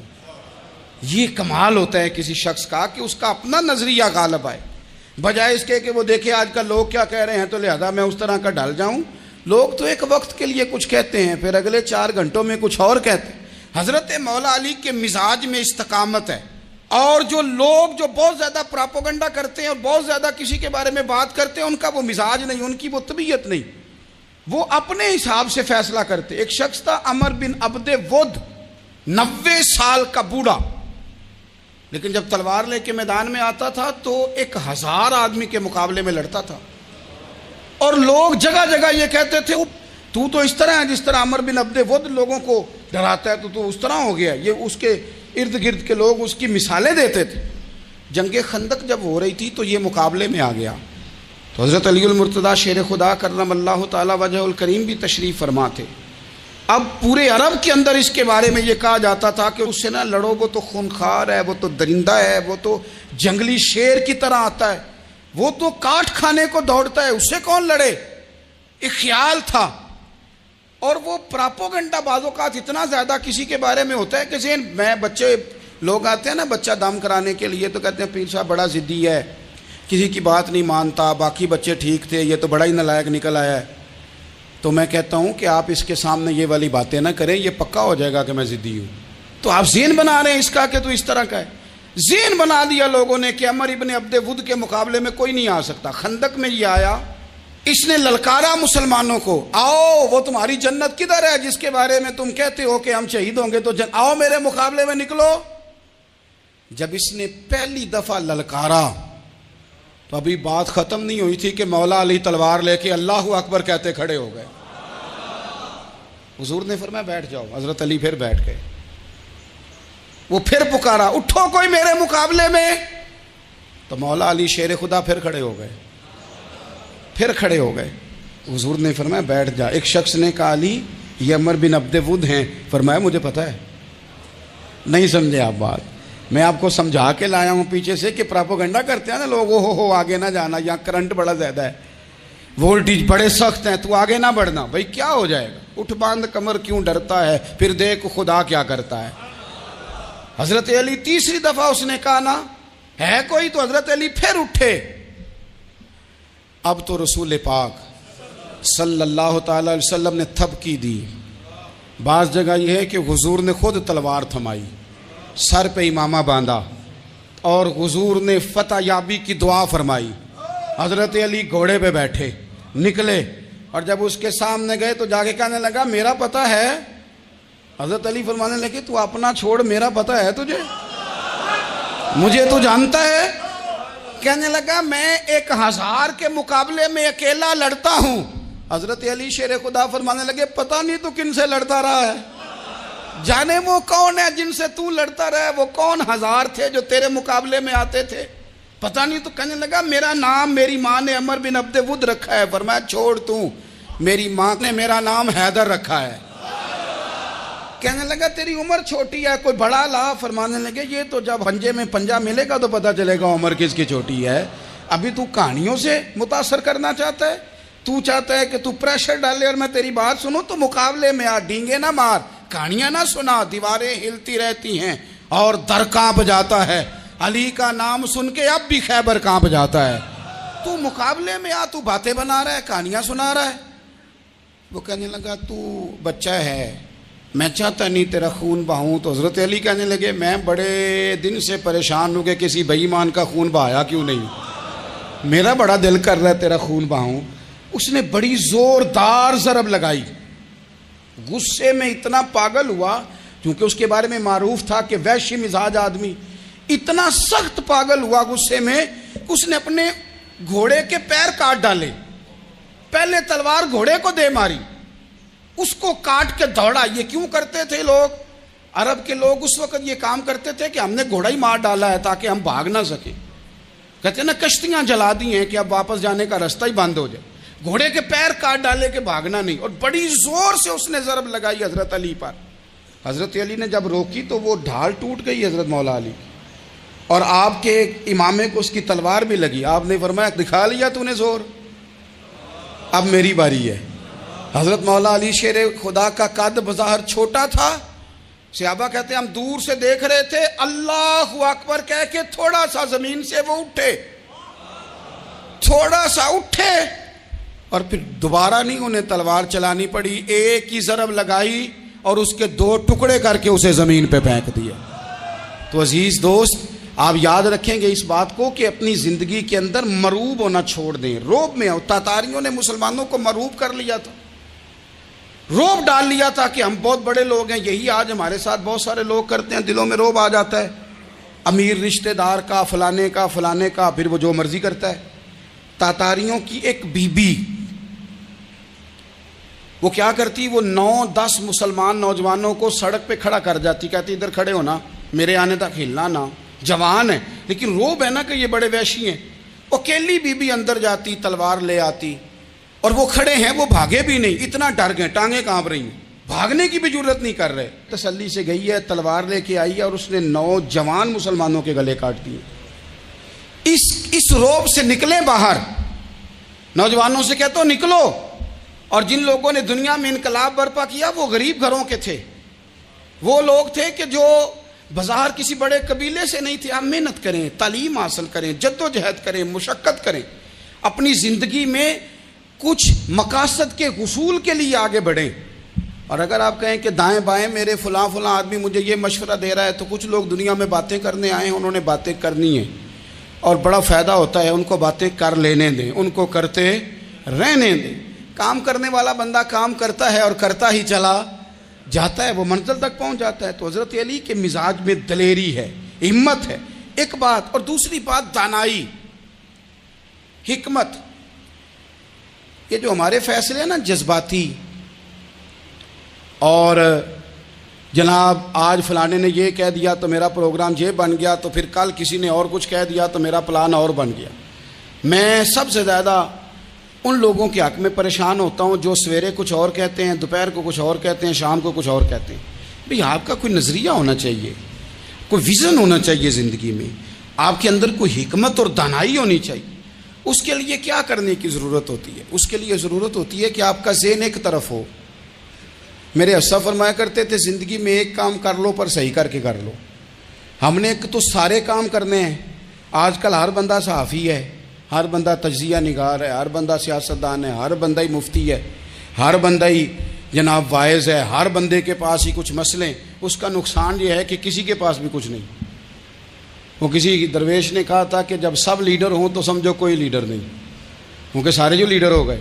میرے عزیز، ایک طرف ذہن کو رکھیں اور اپنے اس کام میں کمال پیدا کریں۔ حضرت مولا علی شیر خدا کو اللہ نے حکمت دی تھی۔ نبی پاک صلی اللہ تعالی وسلم کے صحابی حضرت عبداللہ ابن مسعود رضی اللہ تعالیٰ عنہ فرماتے ہیں، امام ابو نعیم نے لکھا ہے کہ حضرت عبداللہ ابن مسعود فرماتے ہیں نبی پاک صلی اللہ علیہ وسلم نے فرمایا اگر حکمت کے 10 حصے کیے جائیں نا، دانائی کے 10 حصے کیے جائیں تو اس میں سے 9 حصے اللہ تعالیٰ نے حضرت علی کو عطا فرمائے ہیں، اور ایک حصہ باقی لوگوں کو ملا ہے۔ دانا تھے، معاملہ فہم تھے۔ کچھ بندے بڑے منافق قسم کے تھے تو حضرت علی آسان ہو گئی تو وہ حضرت مولا علی شیر خدا کے پاس آگے، اذان ہو گئی، حضرت علی نے جماعت کرانی۔ ان کا خیال تھا کہ آج ہم نے جماعت لیٹ کرانی ہے کسی طریقے سے۔ ہم چونکہ زیادہ باتیں، میں دوستوں سے کہتا ہوں بہت زیادہ خبریں نہ دیکھا کرو، بہت زیادہ بھی چیزیں نہ سنا کرو۔ آپ تو میرے بھائی موبائل کے اندر چلے جائیں گے، باہر کی دنیا تو اور ہے، تو تھوڑا باہر بھی نکلیں تصویروں سے، تھوڑا باہر بھی آئیں، دیگر معاملات بھی دیکھیں۔ ہمیں بڑے بڑے اچھے لوگ زندگی میں مل جائیں گے لیکن ہم ان کے قریب نہیں جاتے، ہم دیکھتے نہیں کہ اصل بات کیا ہے، سنی سنائی چیزوں پر زیادہ گمان کرتے ہیں۔ اب حضرت علی چونکہ بڑے دانا تھے، مسلح پہ بڑھ رہے ہیں، جماعت کھڑی کرنی ہے، اللہ اکبر کہہ رہے ہیں، بندوں کا خیال تھا نماز لیٹ کرانی ہے۔ انہوں نے فٹافٹ حضرت علی سے کہا کہ حضور ذرا وہ جانور تو بتائیے گا کتنے ہیں جو انڈے دیتے ہیں، اور ذرا وہ بھی بتائیے گا جو بچے دیتے ہیں۔ یہ ذرا اب کتنے کو بندہ جانور گنے، آہستہ آہستہ بندہ شمار کرے، وہ بکری جو ہے وہ بچہ دیتی ہے، مرغی انڈا دیتی ہے، اور گائیں جو ہے وہ بچہ دیتی ہے، اور بطخ جو ہے وہ انڈا دیتی ہے۔ بندہ تو یہ گننے لگ جائے تو حضرت علی شیر خدا یہاں ہاتھ ہیں، فرمانے لگے گھر جا کے گن لینا، موٹی سی بات بتاتا ہوں، جن جانوروں کے کان باہر ہوتے ہیں وہ بچے دیتے ہیں، جن کے اندر ہوتے ہیں وہ انڈے دیتے ہیں۔ اللہ اکبر، نماز کی نیت باندھ لی، تم گننا گھر جا کے۔ موٹی سی بات بتا دیتا ہوں، وہ صاحب کہتے ہیں میں حضرت علی رضی اللہ تعالیٰ عنہ کو الجھانے آیا تھا، میں خود بڑا الجھ گیا۔ یہ کیا ماجرا ہے، کیا معمہ ہے کہ 2 فکروں میں انہوں نے بات کو سمیٹا اور کمال کر دی۔ کہنے لگے گھر جا کے گننا، یہاں ٹائم نہیں، نماز کا وقت ہے، بس جن کے کان اندر ہے نا وہ انڈے دیتے ہیں، اور جن کے باہر ہیں وہ جا جا کے حساب کرنا۔ آپ ڈھونڈ لیں، تلاش کر لیں، چلے جائیں ماہرین کے پاس، پر شیر خدا شعر ہی ہے۔ حضرت مولا علی کے جملوں میں کمال ہے، ان کی دانائی، ان کا تدبر، ان کی حکمت، ان کا فہم، ان کی فراست، ان کا کمال۔ ایک شخص بڑی دور سے آیا، اس نے کہا حضور مجھے نا لمبی باتیں یاد نہیں رہتی، 2 باتیں بس بتا دیں میں عمل کروں تو زندگی بن جائے، 2 باتیں۔ تو حضرت علی فرمانے لگے لمبی امیدیں نہ لگانا، لمبی امیدیں نہ لگانا، موت کا پتہ نہیں کب آ جائے گی۔ منصوبہ بندی ضرور کرنا آنے والی نسلوں کے لیے، اپنی ذات کے لیے لمبی امیدیں نہ باندھنا، یہ بھی کر لوں گا، یہ بھی کر لوں گا۔ ہم ریٹائر نہیں ہوتے زندگی بھر، پلان پہ پلان، پلان پہ پلان۔ تو اگر ہم پلان کر رہے ہوتے ہیں تو جو ہمارے نیچے ہوتے ہیں وہ ہمیں ریٹائر کرنے کا پلان کر رہے ہوتے ہیں۔ اولادیں تک والدین کو کمزور کرنے کے در پہ ہوتی ہیں کہ اب یہ ہٹے تو ہماری باری آئے۔ حضرت علی فرمانے لگے 2 کام، ایک تو لمبی امید نہ باندھنا، اور دوسرا فرمایا اپنے نفس کی خواہش کی پیروی سے بچنا۔ دنیا میں رسوا وہ لوگ ہو جاتے ہیں جو اپنے نفس کی خواہش کی پیروی کرتے ہیں، وہ بزدل ہو جاتے ہیں جو خواہشات نفسانی کے پیچھے بھاگتے ہیں۔ یہ کام نہ کرنا۔ تو دانائی اللہ تعالیٰ نے انہیں دی۔ پھر مزاج میں سادگی اور بلا کی سادگی۔ جوانوں، سادہ زندگی آسان ہوتی ہے. یہ جو زیب و زینت والی زندگی ہے یہ مشکل بڑی ہے. آپ یقین کریں جن لوگوں نے کپڑے پہننے ہیں نا پردے کے لیے وہ بڑے سوکھے ہیں، جو بھی مل گیا پہن لیا، اور جنہوں نے دکھانے کے لیے پہننے ہیں وہ بڑی مصیبت ہے کہ یار میں نے اتنا مہنگا جوڑا پہنا ہے، کسی نے تعریف ہی نہیں کی. کوئی تعریف کر دے تو پھر کہتے ہیں دیکھا نا آنکھیں چندھیا گئی نا دیکھ کے، اور نہ کرے تو کہتے ہیں جال ہی گیا ہے پورا، ایک جملہ نہیں بول سکا. چونکہ مزاج ہے نا.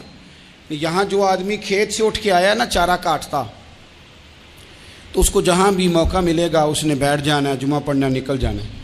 اور جس بچے نے 4-5 ہزار بالوں والوں کو دیا ہے نا سیدھے کر دے ذرا میرے، وہ بڑا پریشان ہے کہ میں نے اتنی محنت کی ہے کسی بندے نے دیکھا بھی نہیں.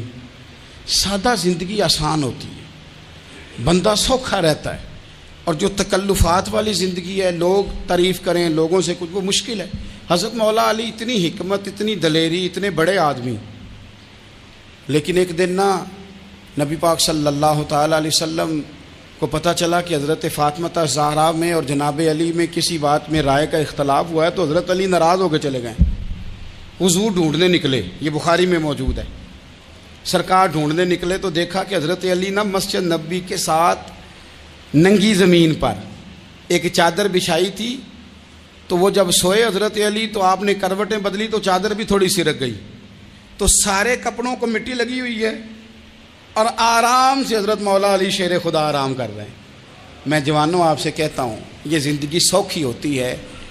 میں نے کھیت کی وٹ پہ، بننے پہ، کھیت کے کنارے پہ کسان سوتے ہوئے دیکھے ہیں، اور میں نے 1.5 کروڑ کی گاڑی میں نفسیات کے ڈاکٹر کے پاس بیٹھا وہ شخص دیکھا ہے جو کہتا ہے پتہ نہیں کیا بات ہے، نیند کیوں نہیں آتی. وہ زندگی آسان ہے، اس میں تھکاوٹ ہوئی ہے، بندہ سو گیا جہاں جگہ ملی سو گیا، اور کچھ تڑپ رہا ہے کیونکہ وہ عادی ہو گیا ہے، یہ 2 منٹ کے لیے بند ہو گیا ایسی، تو وہ گیا. حضرت علی وہاں آرام سے، سارے کپڑوں کو مٹی لگی ہے. میں مولا کائنات کی بات کر رہا ہوں، میں شیر خدا کی بات کر رہا ہوں، میں اسد اللہ کی بات، امام المشارق والمغارب کی بات کر رہا ہوں. حضرت مولا علی اور زمین پہ، سنگیو زمین پہ آرام سے سو رہے ہیں. میرے محبوب گئے اور جا کے فرمایا یا ابو تراب، او مٹی والے اٹھ جا. کپڑوں کو مٹی لگی تھی نا، مٹی والے اٹھ جا. لفظ کیا؟ یا ابا تراب، او مٹی والے. حضرت علی کو ساری حیات ظاہرہ جس نے بھی ابو تراب کہا جناب علی بڑے ہی راضی ہوئے، خوش ہوتے تھے، فرماتے تھے یہ مجھے کہو، یہ میرے نبی نے مجھے کہا ہے. اور مٹی والے اٹھ جا. آپ کی زندگی کی جو سادگی ہے، میں آپ سے عرض کروں ہمارے تکلفات ہمارے اپنوں کو بڑا پریشان کرتے ہیں. ایک داماد وہ ہوتا ہے جو جہاں بٹھاؤ بیٹھ گیا، تو بوڑھا سسر بھی سکون میں ہے، ساس بھی آرام. اور ایک وہ ہے کہ جو ہر بات میں بگڑتا ہے کہ یہ چادر میرے شایان شان تھی جو بچھائی ہے، تو پتہ نہیں ہے میں کون صاحب ہوتا ہوں، تم نے میری مرضی کے مطابق فلانا کام نہیں کیا. آپ یقین کریں سسر بیچارہ ادھار پکڑتا پھرتا ہے کہ داماد صاحب آ رہے ہیں، ہر بات میں رٹا، ہر بات میں جھگڑا. میرے پاس سنگی دور دراز سے آتے ہیں تو میں دیکھتا ہوں کہ اپنا لہجہ ہے، تو کچھ لوگ اتنے میٹھے اتنے پیار والے آتے ہیں کہ یوں محسوس ہوتا ہے کہ جیسے ان کے لیے آپ کو کوئی تکلف کرنے کی ضرورت نہیں. اور کچھ ایسے ہیں کہ آپ کو سرانے کھڑے ہونا پڑتا ہے کہ جناب کی چائے جلدی لے آئیں. مزاج نازنی پہ بعض چیزیں گراں گزرتی ہیں. تو بھائی جب آپ سادہ اور آسان ہو جاتے ہیں تو آپ دوسروں کے لیے بھی دشواری کم پیدا کرتے ہیں. حضرت علی شیر خدا کہتے ہیں بھوک لگ گئی تھی، بھوک بڑی لگ گئی اور حالات غربت کے تھے، آزمائش تھی. تو فرماتے ہیں کہ میں نے سوچا مزدوری نہ کر لیں. ہم کیا کرتے ہیں، جو زیادہ غریب ہے وہ مانگ لیتا ہے، جو درمیانے طبقہ کا وہ ادھار لے لیتا ہے. حضرت مولا علی نے کیا فرمایا مزدوری نہ کر لیں، چونکہ حالات کچھ اور تھے. تو حضرت مولا کائنات شیر خدا کرم اللہ تعالی وجہ الکریم فرماتے ہیں یہ سادگی دیکھیں. آپ فرماتے ہیں میں مزدوری ڈھونڈنے نکلا. کیوں نہیں ملتی ہمارے جوانوں کو مزدوری؟ کیوں کہانیاں سناتے ہیں؟ حضرت علی کہتے ہیں میں ڈھونڈنے نکلا. ایک عورت کو میں نے دیکھا کہ اس نے کچھ مٹی نکال کے رکھی ہوئی ہے، تو اسے تر کرنا چاہتی ہے. پرانے زمانے میں مٹی میں پانی ڈال کے اسی سے لوگ کام لیتے تھے, اسی سے دیواریں بن جاتی تھیں. ہم گارا کہتے ہیں اپنی زبان میں. تو وہ گارا بنانا چاہتی ہے لیکن پانی نہیں نکل رہا اس سے نا. اس نے کنویں سے پانی نکالنا, نکل نہیں رہا. تو حضرت مولا علی شیر خدا کرم اللہ تعالیٰ وجہ الکریم فرمانے لگے, میں نے اس بی بی سے کہا کہ میں پانی نکال دوں, مزدوری دو گی؟ اس نے کہا میں بھی مزدوری تلاش کر رہی تھی. ایک پانی کا ڈول آپ نکالیں گے اور مٹی پہ ڈالیں گے تو ایک کھجور دوں گی. حضرت علی فرماتے ہیں گرمی بڑی سخت تھی, میں نے 16 ڈول پانی کے نکالے, 16 برتن بھر کے پانی نکالا اور اس مٹی پہ ڈالا. پھر میں ہاتھ دھو کے آیا اور اس خاتون کے پاس بیٹھا تو اس نے مجھے, او مزدورو کمزور کمزور پڑتے ہو, پیچھے پیچھے ہو کے بیٹھتے ہو, خیال بناتے ہو کہ ہم کوئی کمزور لوگ ہیں. یہ دیکھو میں کن کی بات کر رہا ہوں, جن کا پیار ایمان ہے, جن کی محبت ایمان ہے. حضرت مولا علی شیر خدا تمہیں سبق دے رہے ہیں کہ حکمت, دانائی, بہادری اور پھر سادگی. مجھ سے کئی دفعہ لوگ پوچھتے ہیں آپ کے والد صاحب, تو میں نے کبھی جھجک کے نہیں بتایا, نہیں میرے ابا پروفیسر نہیں تھے, میرے ابا پیر نہیں تھے, میرے والد صاحب جو تھے وہ عالم نہیں تھے. لیکن مجھے فخر ہے جب ان کا انتقال ہوا اور میں انہیں غسل دے رہا تھا تو اس وقت بھی ان کے ہاتھوں پہ چھالے تھے, اس لیے کہ وہ مزدور تھے, وہ محنت کرتے تھے. انہوں نے جیبیں کاٹ کے روٹی نہیں کھائی, انہوں نے ہمیں جو کما کے کھلایا ہے وہ محنت اور مزدوری کا ہے. میں ناز سے کہا کرتا ہوں الحمدللہ میں کسان کا بیٹا ہوں, میں اس کا بیٹا ہوں جو دھرتی کا سینہ چیر کے اناج اگاتے تھے. اور میں نے دیکھا ہے کہ جب بڑولے میں میری اماں گندم بھرنے لگتی تو میرے والد صاحب فرماتے تیاں تیانیاں دا حصہ بھی کٹ لیں, غریباں دا بھی کٹ لیں, فلاں دا بھی. تے فلاں آدمی دی گندم عید کی تھوڑی ہوئی ہے, کو 2 بوریاں ادھر بھی بھیجنی ہے. تو وہ جو غریبی کی سخاوت تھی اور وہ جو سادگی کی سخاوت تھی, اس کے اندر جو رانائی تھی اور اس کے اندر جو جذبہ اور شوق تھا, مزدور کا بیٹا پیچھے پیچھے جاتا ہے اور وہ گھبرا کے زندگی گزارتا ہے. تمہیں تو سر اٹھا کے جینا چاہیے.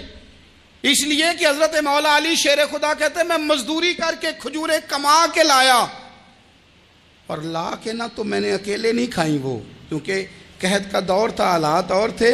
فرماتے ہیں لا کے حضور کو پیش کی. میں نے کہا حضور یہ کھجوریں ہیں. تو کریم نے پوچھا کہاں سے آئی ہیں؟ میں نے عرض کی حضور بھوک بڑی لگ رہی تھی تو مزدوری کے لیے نکلا, تو ایک عورت نے اپنے مٹی کو پانی لگانا تھا تو میں نے محنت کر کے یہ 16 کھجوریں کھائی ہیں. تو کہتے ہیں حضور زمین پہ بیٹھے تھے, مجھے بھی ساتھ بٹھا لیا, کھجوریں ہم نے وہاں رکھ لی, بڑے شوق سے میٹھی میٹھی باتیں بھی ہونے لگیں. یہ تو جو لوگ روز کھاتے ہیں نا گوشت, وہ تو نخرے کرتے ہیں, کہتے ہیں وہ جناب یہ ذرا یہ چیز مجھے ہضم نہیں ہوتی, کولیسٹرول ہے فلان, پیچھے لے جاؤ پیچھے. لیکن کبھی آپ دوپہر کو مزدور کو روٹی کھاتے دیکھیں, وہ جس طرح ہاتھ دھوتا ہے اور پونے کو اچار لگ جاتا ہے سارا جو وہ باندھ کے لایا ہوتا ہے, اور لیکن جب وہ کھا کے کھانا اچار کے ساتھ آسمان کی طرف دیکھتا ہے, لفظوں میں نہیں, چونکہ لفظ تاثیر سے بنتے ہیں تلفظ سے نہیں. اہل دل آج بھی ہیں اہل زبان سے آگے. وہ جو لہجے سے رب کا شکر ادا کرتا ہے تو اس کی آنکھوں کی روشنی بتاتی ہے کہ جو اس نے کھایا ہے اس نے رب کا شکر بھی صحیح کر کے ادا کیا ہے. پھر اٹھ کے کام. تو حضرت مولا علی شیر خدا کہتے ہیں حضور نے مجھے وہیں بٹھا لیا اور رغبت سے کھجوریں کھانے لگے. ایسا کوئی محبوب کہیں ہوگا نہ کہیں ہے, دیکھو بیٹھا ہے چٹائی پہ مگر عرش نشی ہے, اور ملتا نہیں کونین کو کیا کیا تیرے در سے, ایک لفظ نہیں ہے جو تیرے لب پہ نہیں ہے. اپنی زندگی میں یہ 3 باتیں اپنائیں. ایک تو حکمت کے ساتھ دانائی, مزاج جارحانہ نہ بنائیں. جارحانہ مزاج سے کچھ بیوقوفوں کو تو متاثر کیا جا سکتا ہے, فہم و فراست والے لوگوں کو متاثر نہیں کیا جا سکتا. جارحانہ مزاج نہیں, حکمت والا, دانائی والا, معاملہ فہمی والا مزاج بنائیں. اور دوسرا, کمزور نہیں پڑے زندگی میں, اپنے آپ کو خود حوصلہ دیں. اپنے آپ حوصلے میں ہوں گے تو آپ کے ارد گرد لوگ تسلی میں ہوں گے. آپ اپنے مزاج میں دلیری لائیں. اور تیسری بات, زندگی کو سادہ کریں. یہ سادہ ہوگی آپ کے لیے, آپ کے گھر والوں کے لیے, سب کے لیے آسانی ہو. جو آدمی گھر جاتا ہے اور مصیبت کھڑی کر دیتا ہے نا, میں آ گیا ہوں, تو اس کے گھر والے بھی بڑے پریشان ہیں. اس کے بچے یہ دعا نہیں کرتے ابا جی گھر آئیں, بلکہ یہ دعا کرتے ہیں کہ یہ آئے ہیں تو اللہ جانے کب جائیں گے. تو آپ سادگی اپنی طبیعت میں لائیں, مزاجوں میں. تو حضرت ملا رومی رحمۃ اللہ علیہ نے لکھا ہے ایک قوم ایسی تھی کہ ان کا بادشاہ کہتا تھا کہ یار میں جو بھی ظلم کرتا ہوں یہ اٹھتا ہی نہیں، جیسے میں چاہتا ہوں کر جاتا ہوں، جاگتا ہی نہیں۔ تو شہروں کے دروازے ہوتے تھے، اس نے کہا کہ ایک ایک بندہ دروازے پہ کھڑا کرو، جو آدمی اندر داخل ہو 20 جوتے مارو، اور جب باہر نکلے پھر مارو۔ اس کا خیال تھا کہ یہ جاگ جائیں گے، یہ مجھے کہیں گے کہ کیوں میں جوتے لگ رہے ہیں، آپ برداشت کرتے نہیں، مہنگائی ہو جائے تب بھی برداشت کرتے ہو، جو ہو جائے۔ اس نے کہا شاید جاگ جائیں۔ وہ 1 مہینہ تو ساری قوم اسی طرح جوتے کھا کے آتی جاتی رہی۔ تو عارف رومی کہتے ہیں کہ ایک دن وہ سیانے سیانے بندے منتخب لوگ جمع ہو کے بادشاہ کے پاس آئے، تو بادشاہ وزیر سے کہنے لگا لو یہ والا مسئلہ ٹھیک ہو گیا، جاگ گئی ہے میری قوم، اب یہ مجھ سے کہیں گے کہ کیوں جوتے مرواتے ہو، تو میں کہوں گا تمہیں جگانا تھا، تو تم جاگ جاؤ، میں مر گیا تو پیچھے لوگ تمہارے اوپر ظلم کریں گے۔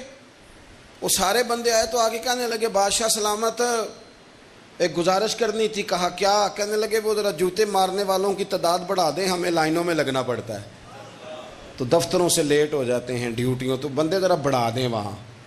تو بادشاہ کہنے لگا اوہو، اب میرا مزاج نہیں، لیکن مجھے ایسے لگتا ہے کہ ہم بھی الا ماشاءاللہ، ہم بھی کہتے ہیں مارو صحیح جوتے پر، ذرا لائن میں نہ لگاؤ، الگ الگ کر کے، اکیلے اکیلے کر کے۔ سنو، بزدل قومیں دنیا میں اپنی آنے والی نسلوں کو غلام بنا جاتی ہیں۔ گڑھے کھود رہے ہیں ہم اپنے پوتوں اور نواسوں کے لیے۔ جتنا ظلم میں اور آپ سہ رہے ہیں، اس سے 11 گنا اگلی نسلیں سہیں گی، یاد رکھنا۔ کسی نے کہا تھا حضرت علی سے کہ اگر ساری نسل قربان ہو گئی تو کیا کرو گے؟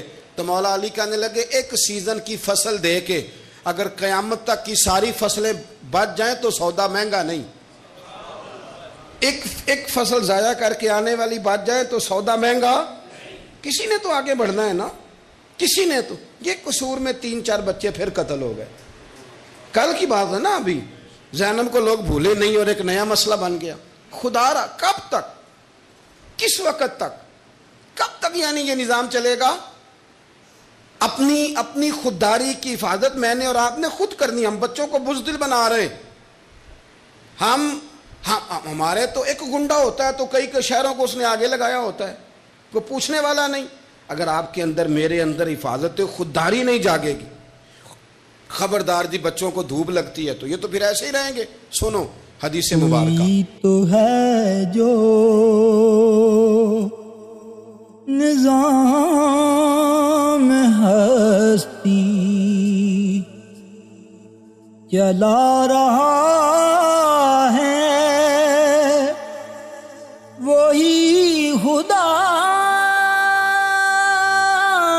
ہے، کوئی تو ہے جو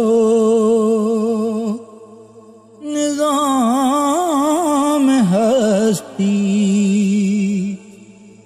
چلا رہا ہے، وہی خدا ہے، دکھائی بھی جو نہ دے، نظر بھی جو رہا ہے، وہی خدا ہے، وہی خدا ہے، وہی خدا ہے، وہی خدا ہے، نظر بھی رکھے سماعت بھی، وہ جان لیتا ہے نیتیں بھی، نظر بھی رکھے سماعت بھی، وہ جان لیتا۔ ترمذی کی حدیث ہے، صلی اللہ تعالی نبی کریم صلی اللہ، یہ حدیث پاک نہ کہیں دل کی تختی پہ لکھ لینا، یہ ترمذی شریف میں موجود ہے، یہ کہیں دل کی تختی پہ لکھ لینا۔ حضور نے فرمایا من قتل دون مالہ فہو شہید. کیا خوبصورت انداز ہے میرے نبی پاک. حضور فرمانے لگے جو شخص اپنے مال کی حفاظت کرتا کرتا مر گیا وہ عام موت نہیں مرا، شہادت کی موت مرا ہے. ایسے کر کے پلیٹ میں رکھ کے نہیں چور کو دے دینے پیسے. ہاں اگر آپ نہتے ہیں، اس کے پاس اسلحہ ہے تو پھر بات اور ہے، پھر جان بچانے کی اہمیت زیادہ ہے. لیکن آپ طاقت کٹھی کریں. یہ کیا بات ہوئی کہ چور آیا اور لے کے چلا گیا؟ فرمایا من قتل دون مالہ فہو شہید. جو اپنے مال کی یعنی جائز پیسے اس نے کمائے ایسے ہی کو لے جائے. فرمایا جو اپنے مال کی حفاظت کرتے ہوئے مر گیا، تمہارے نبی کا وعدہ ہے وہ شہادت کی موت مرا، گویا اللہ اسے بغیر حساب کتاب جنت عطا کرے گا. اور حضور فرمانے لگے ومن قتل دون دمہ فہو شہید. فرمایا جو آدمی اپنی جان کی حفاظت کرتے ہوئے مر گیا، کسی نے اس پر حملہ کیا، اس نے جان بچائی، لڑا اور مر گیا، عام موت نہیں مرا. حضور فرماتے ہیں میرا وعدہ ہے وہ شہادت کی موت گیا. سیاستہ کی روایت پڑھ رہا ہوں. اور حضور فرماتے دینہ فہو شہید. جو اپنے مذہب کی حفاظت کرتے ہوئے مرا. ذرا ترتیب دیکھو، پہلے نمبر پہ حضور نے مال کا نام لیا ہے، دوسرے نمبر پر رسول کریم علیہ السلام نے جان کا نام لیا، اور دین کا نام تیسرے نمبر پہ لیا ہے. فرمایا جو اپنے دین کی حفاظت، گویا مال بچانا یہ بھی ایمان ہے، جان بچانا یہ بھی ایمان ہے. اور فرمایا جو دین کی حفاظت کرتے مرا وہ بھی شہید ہے. اور پھر میرے رسول کریم فرمانے لگے ومن قتل دون اہلہ فہو شہید. فرمایا جو اپنے بال بچوں کو بچاتے بچاتے مر گیا، اللہ اسے بھی شہادت کا درجہ عطا کرے گا. جو شخص مال بچاتے دنیا سے چلا گیا وہ بھی شہید، جان بتاتے چلا گیا وہ بھی. تو پلیٹ میں رکھ کے دینا شروع کر دیا سارا کچھ پلیٹ میں. فرمایا جو آدمی اپنی جان بچاتے چلا گیا شہید، دین بچاتے چلا گیا شہید، گھر والوں کو بچاتے چلا گیا. نبی کریم علیہ السلام کی خدمت میں ایک صحابی نے عرض کی حضور اگر کو میرا مال چھیننا چاہے تو حضور نے فرمایا مقابلہ کر. مسلم شریف کی حدیث ہے، مقابلہ کر. عرض کی حضور اگر اس نے مجھے قتل کر دیا تو حضور فرمانے لگے رب تجھے شہادت کا درجہ دے گا. عرض کی یا رسول اللہ اگر میں نے اسے قتل کر دیا تو حضور فرمانے لگے پھر رب اسے جہنم میں ڈال دے گا. تجھے شہادت ملے گی شہادت، اور اسے دوزخ ملے گی.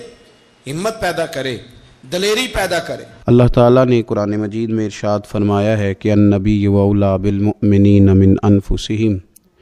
فرمایا یہ نبی مسلمانوں سے ان کی جانوں سے بھی زیادہ قریب ہیں. وازواجہ امہاتہم، اور ان کی بیویاں مومنوں کی مائیں ہیں.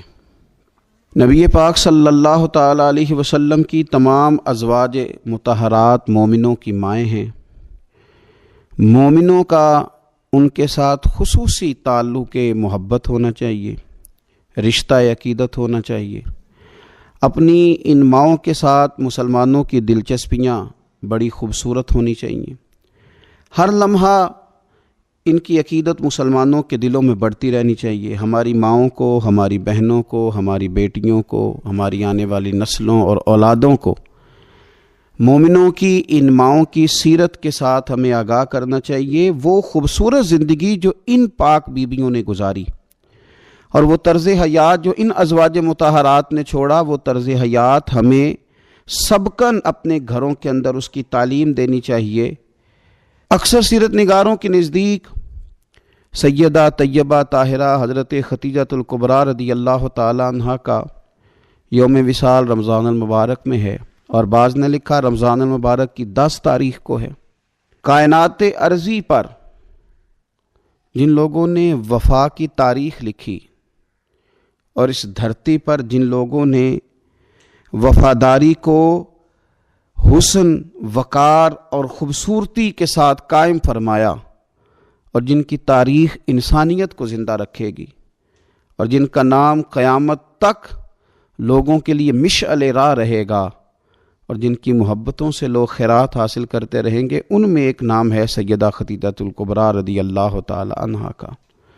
حضرت خدیجہ الکبریٰ رضی اللہ تعالی عنہا نبی پاک صلی اللہ تعالی علیہ وسلم کی سب سے پہلی زوجہ ہیں، اور یہ وہ خوبصورت خاتون ہے جن کی موجودگی میں نبی پاک علیہ السلام نے دوسرا نکاح نہیں فرمایا.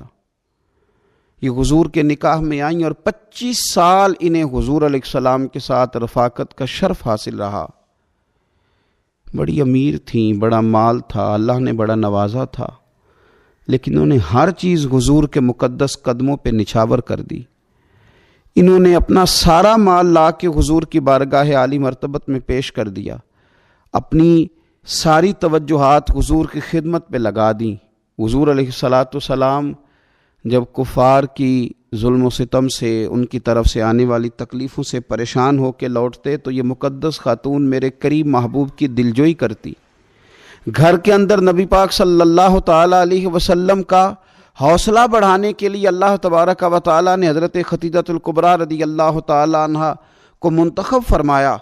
آپ حضور علیہ السلام کی خدمت کرتی، حضور سے محبت کرتی، حضور کی ساری اولاد سوائے ایک صاحبزادے کے حضرت خدیجہ الکبریٰ کے بطن نور سے ہوئی۔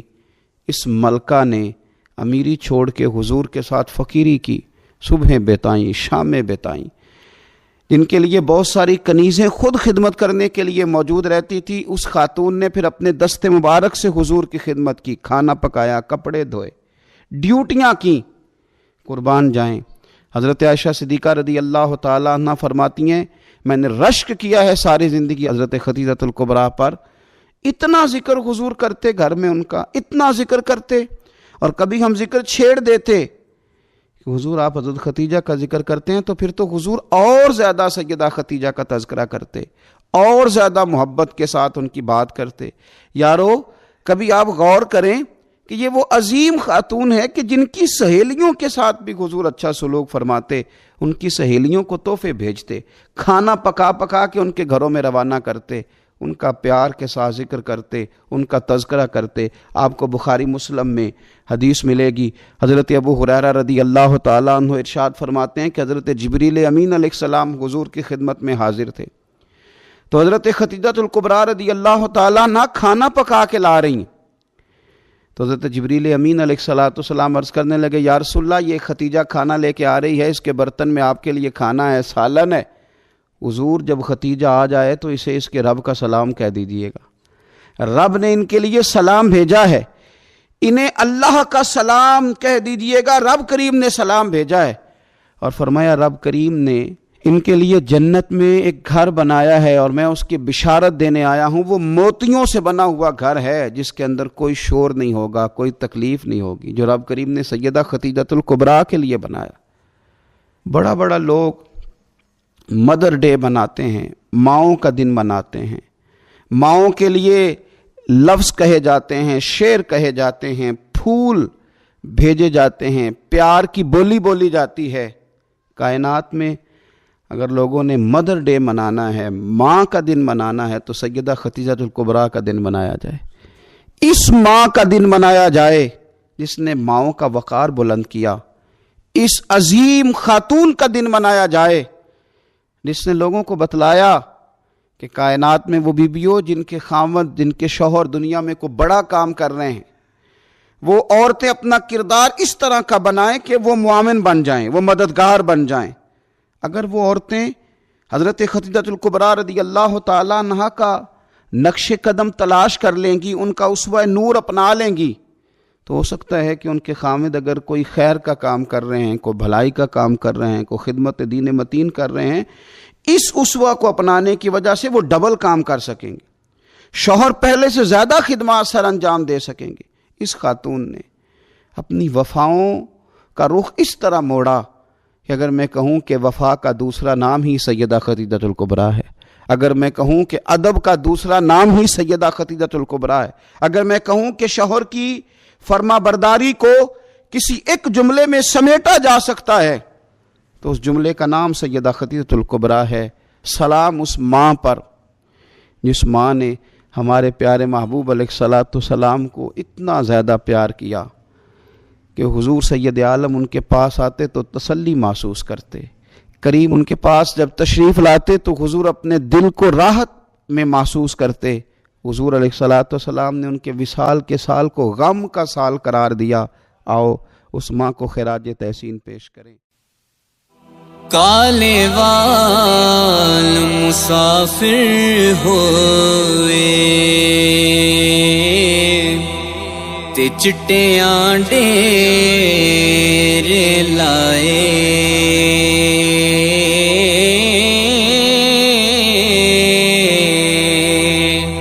ویکھ محمد بخشا موت سنیہ آئے ویکھ محمد بخشا موت سنیہ آئے ککھ سواد نہ مشری اندر تے کھنڈاں وی چکھ ڈٹھیاں ککھ سواد نہ مشری اندر تے کھنڈاں وی چکھ ڈٹھیاں اینا ساریاں چیزاں نالوں گلاں سجن دیاں مٹھیاں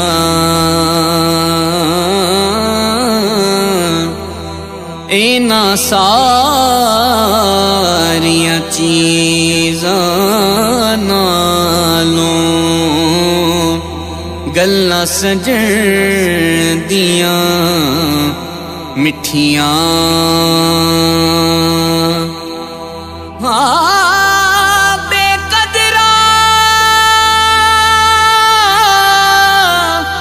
بے قدراں نال پیار ودا کے دکھ اٹھایا بارا دل بھی ٹوٹیا آس میں مکی جا بے قدرا یارا دل بھی ٹوٹیا آس میں مکی جا بے قدرا یارا جا